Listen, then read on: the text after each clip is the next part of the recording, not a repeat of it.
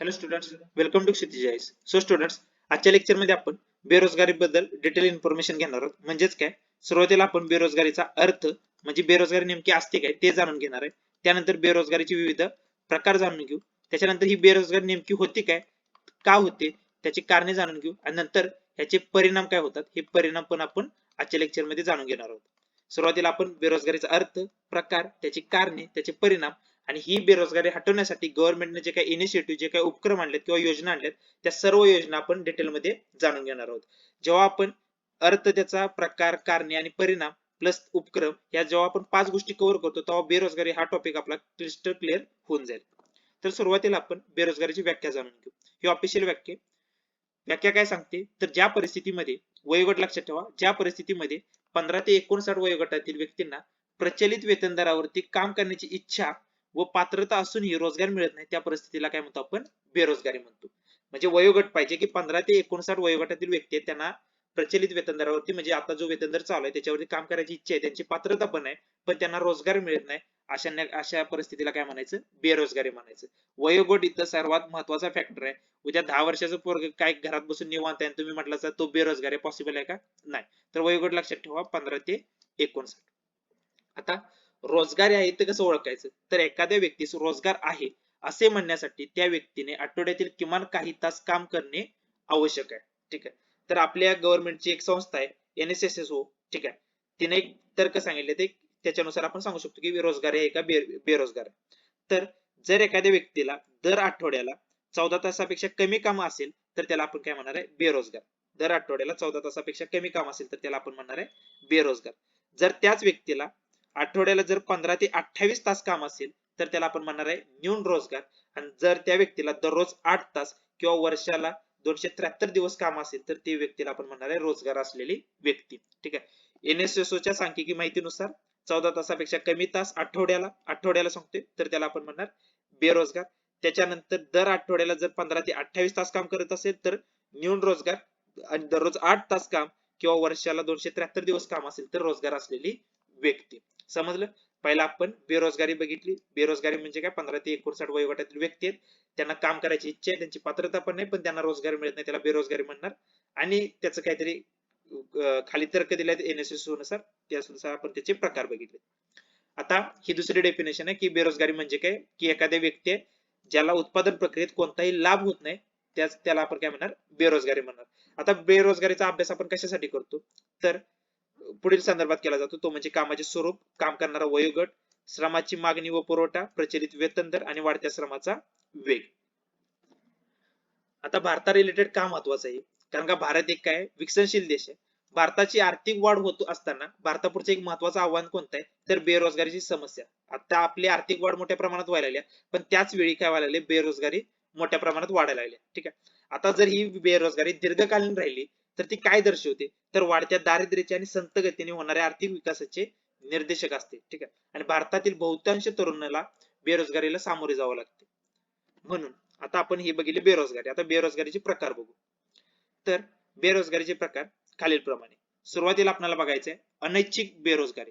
अनैच्छिक बेरोजगारी म्हणजे काय, ह्यालाच आपण इनव्हॉलंटरी अनएम्प्लॉयमेंट म्हणतो. एखाद्या व्यक्तीमध्ये काम करण्याची पात्रता आहे, काय काय सांगतो याच्यामध्ये पात्रता आहे, त्याच्यामध्ये काम करायची इच्छा पण आहे. ठीक आहे. प्रचलित परिस्थितीत काम करण्यास असूनही तिला रोजगार मिळत नाही. ठीक आहे. म्हणजे त्याच्यामध्ये पात्रता पण आहे, इच्छा पण आहे, पण तिला रोजगार मिळत नाही, त्याला आपण म्हणतो अनैच्छिक. म्हणजे इच्छा नाही. ठीक आहे. म्हणजे त्या व्यक्तीला काम करायची वगैरे सगळी इच्छा आहे, पण तिला रोजगार मिळत नाही, त्याला काय म्हणणार आपण, अनैच्छिक बेरोजगारी म्हणणार. आता ऐच्छिक बरोबर ह्याच्या अपोजिट, त्या व्यक्तीमध्ये पात्रता आहे. ठीक आहे. म्हणजे चांगला शिकलाय विकलाय, पण त्याला काम करायचीच इच्छा नाही. ठीक आहे. त्यामुळे आपण ह्याला काय म्हणणार, ऐच्छिक बेरोजगारी म्हणणार. ऐच्छिक म्हणजे स्वतःहून ओढवून घेतलेली बेरोजगारी. काम करायची पात्रता पण आहे, पण त्याला इच्छाच नाही काम करायची. ठीक आहे. त्याला आपण म्हणणार आहे ऐच्छिक बेरोजगारी. सगळं आहे, त्याला काम करायची पात्रता पण आहे, त्याच्यानंतर त्याच्यामध्ये इच्छा पण काम करायची, पण तरी पण रोजगार शोधतोय आणि त्याला रोजगार भेटेना झालाय, तेव्हा त्याला आपण म्हणणार आहे अनैच्छिक बेरोजगारी. त्याच्यानंतर अर्धबेकारी. अर्धबेकारी म्हणजे काय, ही वेगळा प्रकार येतो. अर्धबेकारी म्हणजे काय, काम करण्याची क्षमता पूर्णपणे वापरली जात नाही, अशी परिस्थिती म्हणजे काय, अर्धबेकारी. ठीक आहे. म्हणजे काय, एखादा माणूस चांगला इंजिनियर झालाय आणि तो काहीतरी निम्न दर्जाचं काम करायला लागलाय, एखाद्या मिस्त्रीचं काम करायला लागलाय किंवा साधं सुद्धा काम करायला लागलाय, तर त्याला काय म्हणणार आपण, अर्धबेकारी म्हणणार. म्हणजे एज्युकेशन त्यानं हाय लेवलचं घेतले, पण त्या दृष्टीने त्याला काम मिळणार झाले, त्याच्यापेक्षा त्याला निम्न दर्जाचं किंवा कनिष्ठ पातळीला जेव्हा काम करावं लागतं त्याला आपण म्हणणार आहे अर्धबेकारी. म्हणजे जी कॅपॅसिटी आहे त्याच्यापेक्षा जे त्याचं शिक्षण झालंय, जे काही त्याची क्वालिटी आहे त्याच्यापेक्षा त्याला कमी दर्जाचं काम करावं लागतं, त्याला आपण अर्धबेकारी म्हणणार आहे. म्हणजेच त्याची जी पूर्ण श्रमशक्ती आहे त्याचा आपण पूर्णपणे वापर होत नाही. पूर्ण रोजगार म्हणजे काय, की एखादी व्यक्ती सर्व हे ना म्हणजे काय, की आपण मगाशी बघितलं की दिवसाला 8 तास आणि वर्षभरामध्ये 273 दिवस काम करणार, त्याला पूर्ण रोजगार म्हणणार आहे. पूर्ण रोजगार ही अशी गृहस्थिती आहे ज्यामध्ये उपलब्ध सर्व संसाधने अत्यंत कार्यक्षमतेने कार्यरत असतात. ठीक आहे, त्याला काय म्हणणार आपण, पूर्ण रोजगार म्हणणार. आता बेरोजगारीचे प्रकार जाणून घेऊया. हे वेगळ्या प्रकारे बेरोजगारी असते कुठे त्याच्यावरून. एका साईडला दिले ग्रामीण बेरोजगारी आणि दुसऱ्या साईडला दिले शहरी बेरोजगारी. ग्रामीण बेरोजगारी ही दोन प्रकारची असते, एकतरी हंगामी बेरोजगारी किंवा छुपी किंवा त्याला आपण प्रच्छन्न बेरोजगारी म्हणतो. त्याच्यानंतर शहरी बेरोजगारी एकतरी सुशिक्षित बेरोजगारी असते किंवा औद्योगिक बेरोजगारी. औद्योगिक बेरोजगारीमध्ये 4 प्रकार पडतात: तांत्रिक, संघर्षजन्य, चक्रीय आणि संरचनात्मक. ठीक आहे, तर सुरुवातीला आपण ग्रामीण बेरोजगारी बघू. ग्रामीण बेरोजगारी म्हणजे काय, ग्रामीण भागातील जी लोक आहेत त्या लोकांमध्ये जी बेरोजगारी दिसते त्याला काय म्हणणार आपण, ग्रामीण बेरोजगारी. तर गावाकडच्या बेरोजगारी किंवा ग्रामीण बेरोजगारीचे किती प्रकार पडतात, 2. पहिला येतं हंगामी बेरोजगारी. आता हंगामी बेरोजगारी म्हणजे काय, की हंगाम नसलेल्या काळात लोकांना रोजगार उपलब्ध नसतो, त्याला काय म्हणतो आपण, हंगामी बेरोजगारी. म्हणजे काय, की आता भारतामध्ये आपल्याला कळले की जो काही ग्रामीण भाग आहे तो कशावरती डिपेंड आहे, शेतीवरती. आणि शेती हा व्यवसाय काय आहे, हंगामी व्यवसाय. कारण का मोस्ट ऑफ दी आपला जो पीक लागवडीसाठी आपला जो देश आहे तो कशावरती डिपेंड आहे, पावसाचा. आणि पाऊस काय वर्षभर काम पडत नाही. ठीक आहे, त्यामुळे लोकांना काय 5-7 महिने त्यांना कामच भेटत नाही. ठीक आहे, म्हणजे गावाकडची लोक पेरणी झाली त्याच्यानंतर काढणी झाल्यानंतर पुढची पेरणी येईपर्यंत लोकांना कामच नसते. मग त्या काळातली जी असेल ती जी काही बेरोजगारी असेल त्यालाच काय म्हणणार आपण, हंगामी बेरोजगारी म्हणणार आहे. ठीक आहे, आता ही किती वेळासाठी राहू शकते, तर 5 ते 7 महिने राहू शकते. आता ही शेतीचं मी एक तुम्हाला उदाहरण दिलं. बाकी पण क्षेत्र आहे जसं की पर्यटन मार्गदर्शक. ठीक आहे, जसं की आता एखादं थंड हवेचं ठिकाण आहे, समजा त्या हिवाळ्याच्याच कालावधीमध्ये लोक तिथे फिरायला जात असतील, तर त्यावेळी त्यांचं चांगलं बिझनेस चांगला चाललेला असतोय, व्यवसाय व्यवस्थित चाललेला असतोय. ठीक आहे, पण एखादा पर्यटनाचं हे म्हणजे काळ सीझनच गेला तो, तिथं आता लोकच जात नाहीत. ठीक आहे, एक्झाम्पल मी घेतलं कास पठार. आता कास पठार हिवाळ्यामध्ये लोक जाते, तिथं पर्यटनाचं मार्गदर्शक किंवा तो पर्यटन व्यवसाय व्यवस्थित प्रमाणे चालेल. ठीक आहे, पण उन्हाळ्यामध्ये गेलं किंवा बाकी ह्याच्यामध्ये तर पहिल्यासारखा त्यांचा जो काही व्यवसाय होत असेल किंवा ते पहिला तसा जसा त्याचा रोजगार होता तसा आता रोजगार मिळणं पॉसिबल नाही. त्याच्यानंतर बँड पथक. ठीक आहे, यांचं पण काम तसंच आहे. साखर कारखाना कामगार. ठीक आहे, यांचं पण सेम तसं आहे. बर्फ फॅक्टरी किंवा मासेमारी, हे सर्व कशामध्ये येतात, हंगामी बेरोजगारीमध्ये येतात. वर्षाचा ठराविक काळ हंगाम नसल्यामुळे त्यांना व्यवसाय मिळत नाही, त्याला आपण म्हणणार आहे हंगामी बेरोजगारी. त्याच्यानंतर छुपी बेरोजगारी.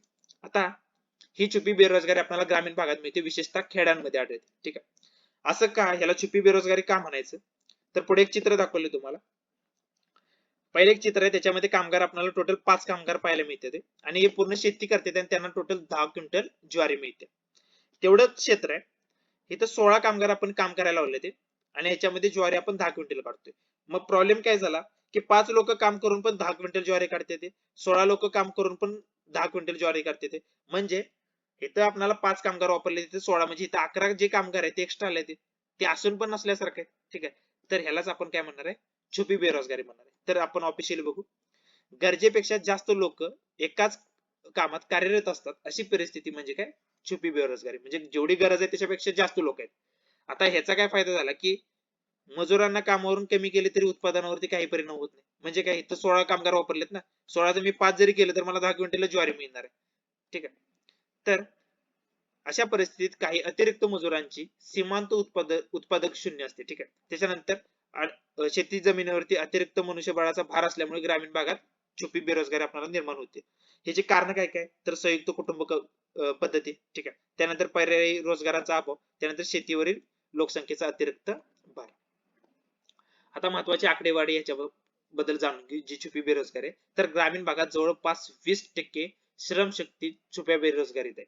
ठीक आहे, आता हे खाली एक उदाहरण दिले, ते उदाहरण बघून घ्या. आता ग्रामीण बेरोजगारीचा एकदा आपण आढावा घेऊ, की ग्रामीण बेरोजगारी बघितला त्याच्यामध्ये प्रकार किती आहेत, 2. पहिला प्रकार आपण हंगामी बघितला, हंगाम नसताना काम मिळत नाही. एक्झाम्पल शेती घेतलं, किती वेळासाठी असतं तर 5 ते 7. शेती सोडून बाकी सगळे पर्यटन मार्गदर्शक आले, त्याच्यानंतर बाकी सगळे बघितले तेव्हा आलं. त्यानंतर छुपी बेरोजगारी, गरजेपेक्षा जास्त मनुष्यबळ असलं, काही सीमांत उत्पादकता शून्य असते. ठीक आहे, हे झालं ग्रामीण भागातलं 2 प्रकार. आता शहरी भागातली बेरोजगारी म्हणजे काय जाणून घेऊ. शहरामध्ये आढळणाऱ्या बेरोजगारीला काय म्हणणार आपण, शहरी बेरोजगारी म्हणून. ह्याच्यामध्ये आपण किती प्रकार केलेले, तर याच्यामध्ये आपण मेन 2 प्रकार केलेले, सुशिक्षित बेरोजगारी आणि औद्योगिक बेरोजगारी. आणि औद्योगिक बेरोजगारीमध्ये परत 4 प्रकार येणार आहेत. आता आपण हंगामी बघितली, छुपी बघितली, आता हे 2 प्रकार जाणून घेऊ आणि मग त्याच्यातले 4. चला सुरुवातीला आपण बघू सुशिक्षित बेरोजगारी, त्याला आपण एज्युकेटेड अनएम्प्लॉयमेंट म्हणणार आहे. काम करण्याची इच्छा पण आहे त्याची, शैक्षणिक पात्रता पण आहे, पण त्याला रोजगार मिळत नाही, अशाला आपण म्हणणार आहे सुशिक्षित बेरोजगारी. समजलं. आता हे कोणामध्ये आढळणार आहे, ज्याने चांगले शिक्षण घेतले म्हणजे शालांत परीक्षा पात्र आहे किंवा पदवी शिक्षण घेतलेलं आहे, पदवीधारक आहे, त्यानंतर पदवीधर शिक्षण घेतले म्हणजे चांगले शिक्षण आहे, त्याची काम करायची इच्छा पण आहे, त्याची पात्रता पण आहे, तरी पण त्याला रोजगार मिळत नाही, त्याला म्हणणार आपण सुशिक्षित बेरोजगारी. याची कारण काय, म्हणजे शिक्षण प्राप्ती उदासीनता, त्यानंतर पांढऱ्या पेशा व्यवसायाला प्राधान्य, म्हणजे जशी नोकरी पाहिजे तशी मिळत नाही त्यासाठी, त्यानंतर व्यावसायिक अभ्यासक्रमाचा अभाव, ठीक आहे, आणि रोजगाराच्या संधी सुशिक्षितांमध्ये असमतोल. आणि 5वं कारण आहे आपलं उपलब्ध शैक्षणिक संधीची माहितीच नसणं, ठीक आहे, म्हणजे त्याच्यामध्ये कॅपॅसिटी सगळं शिकला, इच्छा पण आहे त्याची, आणि त्याला माहितच नाही की असं असं कुठेतरी रोजगार आहे, ठीक आहे. ही कारण होऊ शकते सुशिक्षित बेरोजगारीची. आता औद्योगिक बेरोजगारी, शहरी बेरोजगारीतला दुसरा महत्वाचा भाग घटक, ज्याच्यामध्ये आपण परत 4 प्रकार बघणार आहोत. तर शहरातील कारखाने आणि उद्योगामध्ये निर्माण होणाऱ्या बेरोजगारीला औद्योगिक बेरोजगारी, कुठल्या शहरातले जे कारखाने किंवा उद्योग आहेत त्याच्यामध्ये जी निर्माण होते त्याला औद्योगिक बेरोजगारी म्हणून. याच्यामध्ये कुशल कारागीर, कुशल लोक पण येतात आणि अकुशल पण येतात, ठीक आहे. आता ह्याची कारण काय, तर औद्योगिक वृद्धीच मंद असले, हे प्रकारामध्ये आपण जाणून घेणार आहे. समजा एखादी कंपनी आहे, त्या कंपनीचा ग्रोथच होईना झाले, मग ती भार स्वतःवरती भार म्हणून कामगार जास्त ठेवेल का, नाही, ऑटोमॅटिक त्या कामगारांना कामावरून काढून टाकणार, ठीक आहे. तर मंद औद्योगिक वेग, त्यानंतर वेगाने वाढणारी लोकसंख्या. आता औद्योगिक क्षेत्र भरपूर आहे पण लोकसंख्याच भरमसाठ वाढल्या, तर तेवढ्या सगळ्या लोकांना काम देणं पॉसिबल नाही. प्रशिक्षण सुविधांचा अभाव, ठीक आहे. आपल्याला एखादं चांगलं स्किल पाहिजे. आता मध्ये आपण ऐकलं असतील की आयटी जॉब्स मध्ये एआय ला अडॅप्ट लोक असणारे त्यांना जास्त प्राधान्य दिलं जातं, ऍज कम्पेअर टू जे ट्रेडिशनल लोक काम करतात त्यांना बाहेर काढले गेले, ठीक आहे. म्हणजे त्यांना चांगला प्रशिक्षण सुविधा दिल्या पाहिजेत की नवीन नवीन तुम्ही गोष्टी शिका. त्यानंतर आधुनिक तंत्रज्ञान, जे एआयचं उदाहरण सांगितले ते इथं लागू होते. त्यानंतर औद्योगांची गैरसोयीचं स्थानिकीकरण आणि श्रमाची कमी गतिशीलता, ही झालीत औद्योगिक बेरोजगारीची कारण. त्याच्यानंतर औद्योगिक बेरोजगारी बघितलं, त्याच्यानंतर आता आपल्याला प्रकार बघायचे, 4 प्रकार आपण सांगितलेले, ठीक आहे. पहिला प्रकार येतो तांत्रिक बेरोजगारी. तांत्रिक बदलामुळे निर्माण होणाऱ्या बेरोजगारीला तांत्रिक बेरोजगारी म्हणतो. म्हणजे काय, टेक्नॉलॉजी मध्ये चेंज झाला, ठीक आहे. प्रमुख वैशिष्ट्य काय, तर आधुनिक तंत्रज्ञान भांडवल प्रधान आहे, म्हणजे जास्तीत जास्त तंत्रज्ञान आलेलं असतं, तंत्रज्ञानाचा वापर केला जातो. आता नवीन जेव्हा टेक्नॉलॉजी, तर ऑटोमॅटिक काय होतं, कामगारांची आवश्यकताच कमी पडते, ठीक आहे. जी वस्तू, जी लोक 100 लोक पहिला काम करत होती, नवीन आपण एखादी मशीनच आणली, तर ते आता राहिलेल्या लोकांची काय गरज आहे का, नाही. परत औद्योगिक क्षेत्रात आधुनिक तंत्राचा स्वीकार झाल्यानंतर प्रशिक्षणाच्या अभावामुळे कामगार विस्थापित होऊ शकतात, ठीक आहे. नवीन टेक्नॉलॉजी आली पण ती टेक्नॉलॉजी हँडल तर करता आली पाहिजे, ठीक आहे. नवीन टेक्नॉलॉजी हँडल न करता आल्यामुळे बऱ्याच लोकांना बेरोजगार राहावं लागतं. उदाहरण काय, संगणकाचा वापर, त्यानंतर यांत्रिक तंत्रज्ञानाचा वापर, ठीक आहे. तंत्रज्ञानात आता वन शॉट मध्ये बघायचं झालं तर काय सांगू शकतो की तंत्रज्ञानात बदल झाला, कामगारांची गरज कमी पडली, त्यालाच आपण काय म्हणणार, तांत्रिक बेरोजगारी. नवीन टेक्नॉलॉजी आली, आता तेवढे पहिले लोक लागत होती तेवढे लागत नाहीत, ती लोक आता बेरोजगार झाले. पुढचा प्रकार संघर्षजन्य, त्याला आपण म्हणतो फ्रिक्शनल अनएम्प्लॉयमेंट, ठीक आहे. ही तात्पुरत्या स्वरूपाची असते, कायम स्वरूपाची नाही.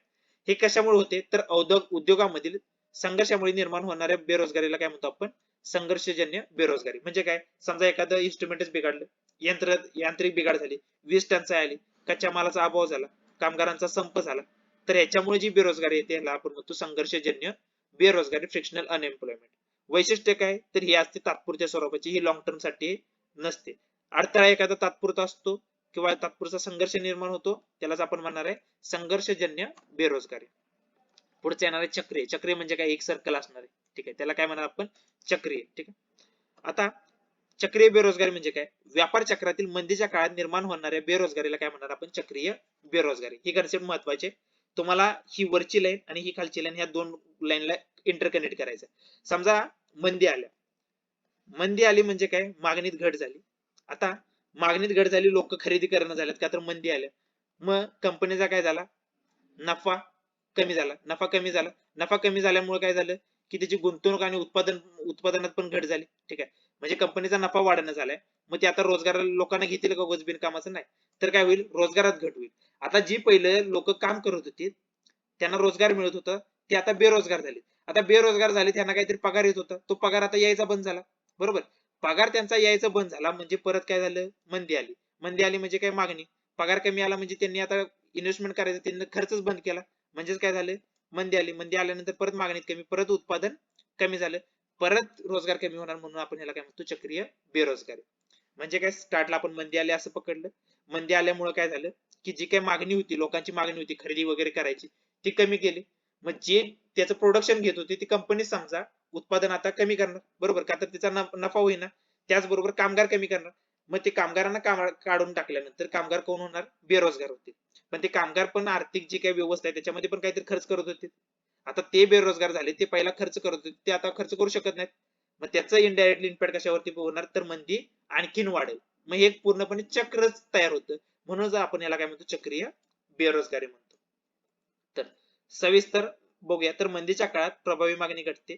हे जे मी काय सांगितले ते सविस्तर इथे दिले, ते नंतर तुम्ही वाचून घ्या. पुढचं बघायचं आपल्याला, संरचनात्मक बेरोजगारी म्हणजे स्ट्रक्चरल अनएम्प्लॉयमेंट.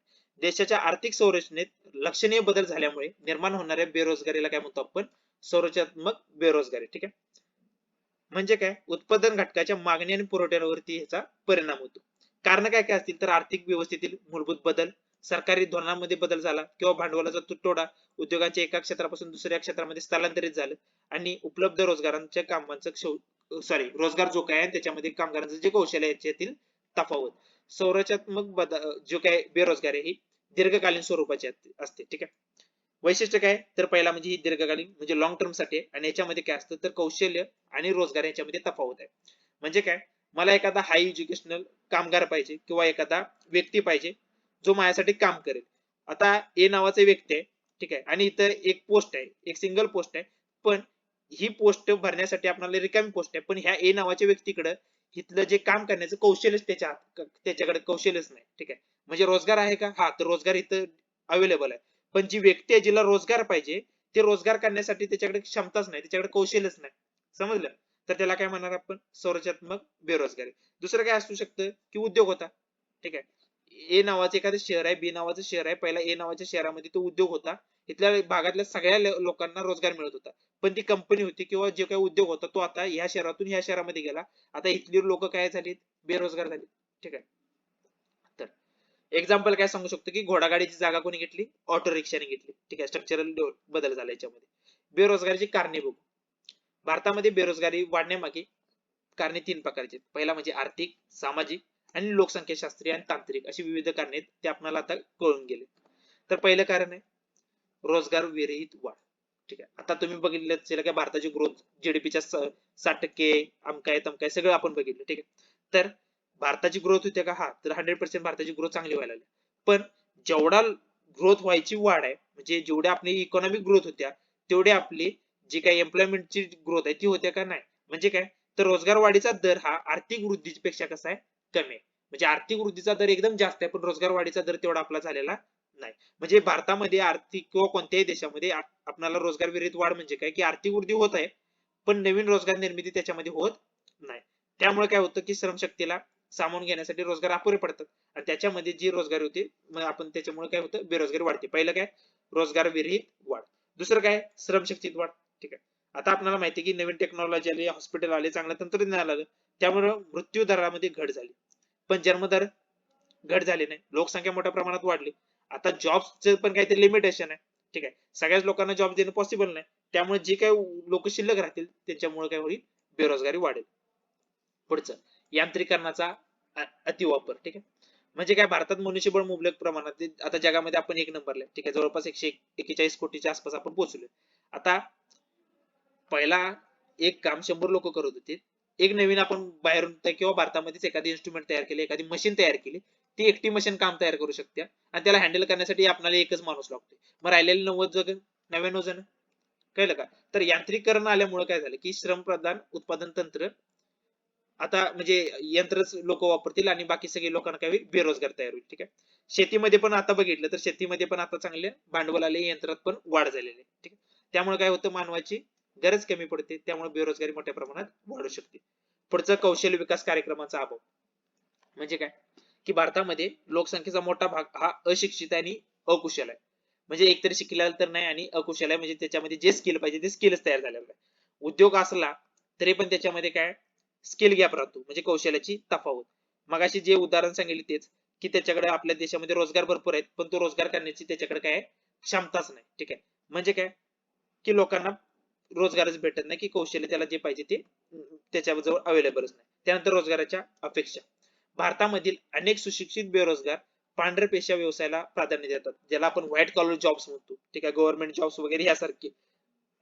जे सुशिक्षित बेरोजगार आहेत त्यांचं कसं असतं, आपल्याला जॉब करायचा तर एकदम पांढर म्हणजे व्हाईट कॉलर जॉब पाहिजे. ठीक आहे, म्हणजे सुशिक्षित बेरोजगार कोणत्या व्यवसायाला प्राधान्य देतात, पांढऱ्या पेशा. मग त्यांची अपेक्षा वेगळी. ठीक आहे, मग नाविन्यपूर्ण आणि उद्यमशीलतेच्या कमतरतेमुळे काय होतं, रोजगारांच्या संधीत पुरेसा वापर होत नाही. मग त्याच्यामुळे अपेक्षित पगार, अपेक्षित कामाचे स्वरूप मिळेपर्यंत काही पदवीधर काय राहतात, बेरोजगार राहणं पसंत करतात. म्हणजे मला एवढा पगार मिळाला तरच मी काम करणार, किंवा मला असंच काम पाहिजे तेव्हाच काम करणार, तोपर्यंत त्याला काम नसते तर त्याला आपण म्हणणार बेरोजगार असेल. ठीक आहे, त्यानंतर शेतीचे हंगामी स्वरूप हे आपण डिस्कस केले. ठीक आहे, भारतामध्ये पावसावरती डिपेंड आहे. पाऊस झाल्यानंतर पावसाळ्याचा सीझन झाला किंवा आपण पेरणी केली, पेरणी केली, त्याच्यानंतर बांगणी बिंगली आणि त्याच्यानंतर आपण काढणी केली.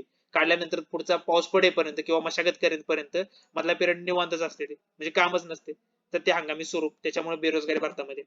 दुसरं काय, आर्थिक विकासाचा दर कमी. ठीक आहे, आता आर्थिक विकासाचा दर पुरेसा वेगवान नसल्यामुळे कधी कधी काय होतं, की रोजगार निर्मितीची क्षमता कमी राहते.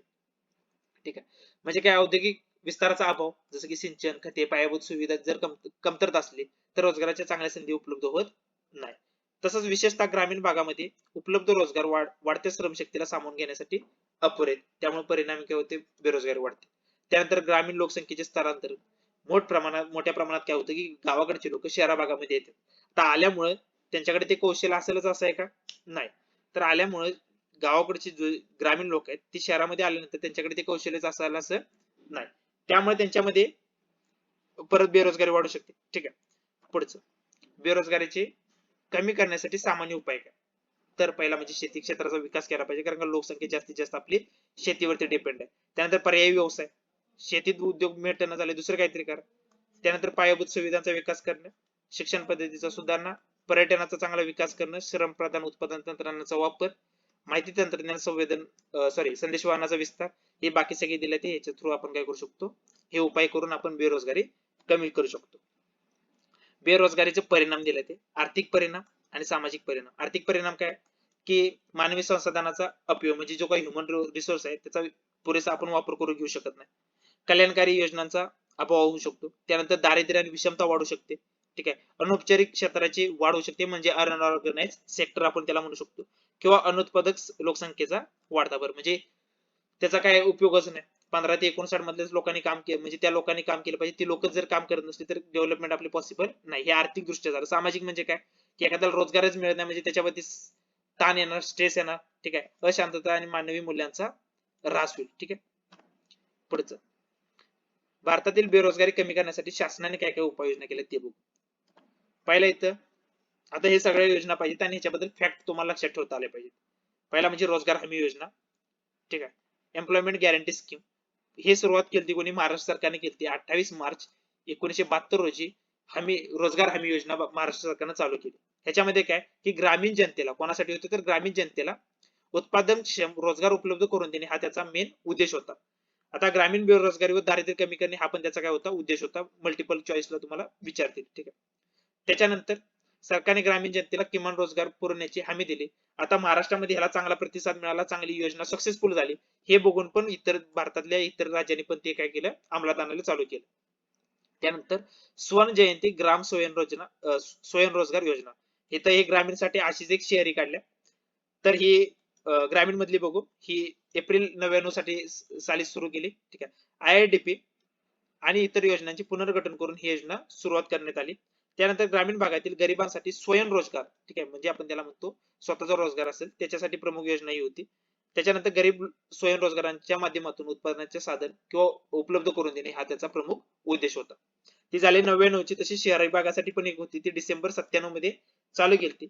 ही होती शहरी बेरोजगार किंवा अर्धरोजगार असलेल्या व्यक्तींसाठी रोजगाराची संधी उपलब्ध करून देणे. याच्यामध्ये काय काय समावेश होता, तर स्वयंरोजगार, महिला स्वयंरोजगार कार्यक्रम, त्याच्यानंतर रोजगारासाठी कुशल प्रशिक्षण चांगलं देणं, शहरी वेतन रोजगार कार्यक्रम.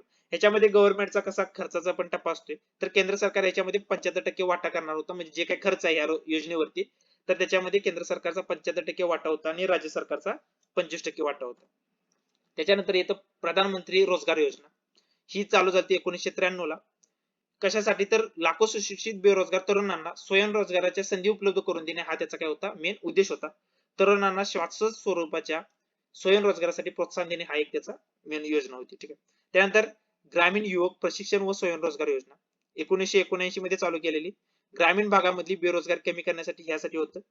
दरवर्षी सुमारे 2 लाख युवकांना प्रशिक्षण देणं. ठीक आहे.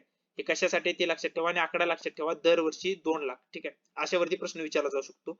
1999 मध्ये ही जी योजना आहे, ग्रामीण युवक प्रशिक्षण व स्वयंरोजगार योजना, ठीक आहे, ही योजना SGSY मध्ये काय झाली, विलीन झाली. त्यानंतर जवाहर रोजगार योजना. ठीक आहे. तर 1 एप्रिल 1989 मध्ये योजना चालू केली. सुरुवातीला मागासलेल्या 120 जिल्ह्यामध्ये रोजगार उपलब्ध करण्याच्या उद्देशाने ही आपण योजना सुरुवात केली. परीक्षेला फॅक्ट विचारलं जातात, 100 आकडा टाकतात, 150 टाकतात. ठीक आहे. त्याच्यामध्ये आपल्याला माहित पाहिजे की कितीला चालू केलं, किती मागासलेल्या जिल्ह्यामध्ये चालू केली, तर 100 जिल्ह्यामध्ये चालू केली. त्यानंतर ही वेतन रोजगार योजना होती.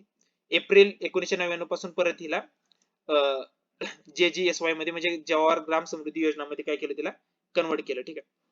त्यानंतर महात्मा गांधी ग्रामीण रोजगार हमी योजना, त्यालाच आपण मनरेगा म्हणतो. कधी चालू केली, तर 2 ऑक्टोबर 2009 पासून ही योजना चालू केली. महात्मा गांधीजींचं आपण त्यांनी नाव दिलं. ठीक आहे. तर ग्रामीण भागातील प्रत्येक कुटुंबाला किमान एक प्रौढ व्यक्तीला अकुशल स्वरूपाची कामाची हमी देणं. ठीक आहे. वर्षातून किती दिवसाचं वेतन किती दिवस काम करायला मिळायचं, तर 100. आता तुम्हाला माहित असेल की योजनेचं नाव बदललंय, सगळं बदललंय आणि आता आलंय VBG रामजी. इथं 100 दिवस आहे ना, परीक्षेला प्रश्न येऊ शकतो की VBG रामजी मध्ये किती दिवसाचा रोजगार आहे. इथं किती 100 दिवसाचा होता मनरेगामध्ये. आता VBG रामजी जी गव्हर्नमेंटने नवीन आणल्या त्याच्यामध्ये 125 दिवसाचा रोजगार दिला जातो. आता मनरेगा आहे का, तर आता मनरेगा नाही, तिचं नाव बदलून झालं VBG रामजी झालं आणि त्याच्यामध्ये आता 125 दिवस रोजगाराची हमीची म्हणजे रोजगाराची हमी दिलेली आहे त्याच्यामध्ये. पुढचा दीनदयाळ उपाध्याय ग्रामीण कौशल्य योजना. ठीक आहे. तर ग्रामीण विकास मंत्रालयाने ही ग्रामीणसाठी 23 सप्टेंबर 2014 रोजी ही योजना जाहीर केली. कशासाठी, तर नावातच आहे कौशल्य योजना.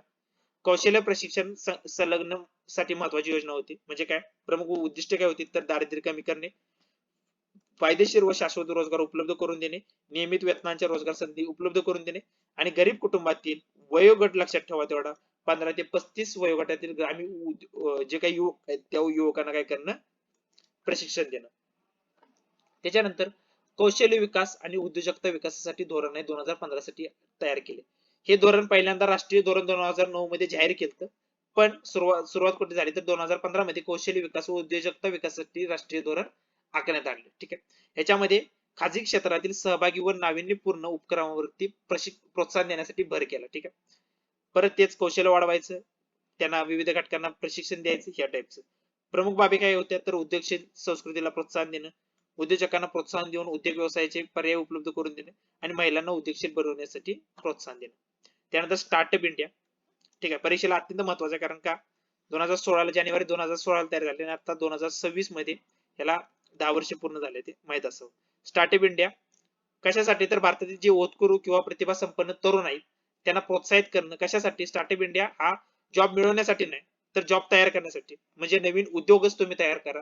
ठीक आहे. नाविन्यपूर्ण उद्योग किंवा उद्योजकताला चालना देणं, त्याला आपण एंटरप्रेन्योरशिप म्हणतो. ठीक आहे. तर लोकांना उद्योग किंवा बिझनेस तयार करण्यासाठी पुढाकार घेण्यासाठी स्कीम कोणती आणली, तर स्टार्टअप इंडिया. ठीक आहे. ही स्कीम कधी, जानेवारी 2016. त्यानंतर प्रधानमंत्री कौशल्य विकास योजना 2016 ते 2020 या कालावधीमध्ये आपण ही योजना तयार केली. तर कशामध्ये, तर तरुणांमध्ये कौशल्य विकास करणं. ठीक आहे. त्यानंतर प्रशिक्षण यशस्वीरित्या पूर्ण केल्याबद्दल आर्थिक मोबदल्याद्वारे कौशल्य विकासाला प्रोत्साहन देणे. ठीक आहे. ही योजना कधीपर्यंत राबवली, तर 2020 पर्यंत राबवली आणि किती कोटीची तरतूद होती, तर 12,000 कोटीची तरतूद होती. हा त्याचा फायनल सगळा सारांश दिलाय. हा आतापर्यंत ज्या सगळ्या आपण योजना बघितल्या त्या सगळ्या योजना आपण काय केल्या, एका पेज वरती केल्या. ते रिव्हिजन साठी महत्वाचं, हे पेज तुम्ही वाचून घ्या. तर आजच्या लेक्चर मध्ये आपण काय काय कव्हर केलं ते एकदा रिवाइज करू आणि मग लेक्चर आपलं स्टॉप करू. तर काय बघितलं आपण, बेरोजगारीची सगळी डिटेल अर्थ बघितला, वयोगट लक्षात ठेवा 15 ते 59, अर्थ बघितला, NSS काय सांगितलं ते बघितलं. त्याच्यानंतर बेरोजगारीचे प्रकार, स्टार्टला काय केले, बेरोजगारीचे प्रकार आपण ऐच्छिक बघितला, अनैच्छिक बघितला. ठीक आहे. त्याच्यानंतर बेरोजगारी कुठं आहे? मग त्याच्यामध्ये आपण ग्रामीणवाला भाग केला. ठीक आहे. ग्रामीण केलं आणि एका साईडला आपण काय केलं तर शहरी केलं. ठीक आहे. आणि मग ग्रामीण मध्ये आपण परत दोन प्रकार पाडले. एक आला आपला हंगामी. ठीक आहे. हंगामी आला आणि दुसरा कोणता सांगितलं आपल्याला? हंगामी आणि दुसरी सांगितली आपण छुपी. ठीक आहे. दुसरी सांगितली आपण छुपी सांगितली. ठीक आहे. त्याच्यानंतर शहरीमध्ये पण आपण दोन प्रकार केलेत. एक आपलं सुशिक्षित सांगितले आणि दुसरी औद्योगिक आणि औद्योगिक एका साईडला आपण सुशिक्षित घेतले. ठीक आहे. आणि दुसऱ्या साईडला आपण औद्योगिक घेतले. त्याच्यानंतर औद्योगिक मध्ये आपण मग चार प्रकार केले. ठीक आहे. तर हे पूर्ण बघितलं आणि त्याच्यानंतर परिणाम आणि मग गव्हर्नमेंटच्या सगळ्या योजना बघितल्या. तर ह्या सगळ्या जी काही लेक्चरची जी काही पीडीएफ आहे ती पीडीएफ आपल्या टेलिग्राम चॅनल वरती अपलोड केली जाईल. टेलिग्रामची लिंक ही आपल्या जे काही युट्यूबचं चॅनल आहे त्याच्या डिस्क्रिप्शन मध्ये मिळून जाईल. तर व्हिडिओ आवडला असेल तर व्हिडिओला लाईक करा आणि असंच नवनवीन व्हिडिओसाठी आपल्या चॅनलला सबस्क्राईब करा. थँक्यू.